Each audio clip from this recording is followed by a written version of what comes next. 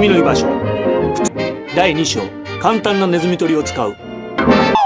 第3章、ワイヤーを使った罠なら絶対。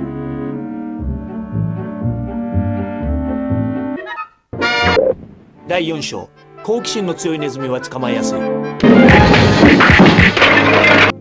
第7章、科学的にアプローチすること。第9章、偽のプレゼントでおびき出す。第12章、ネズミは女性に弱い。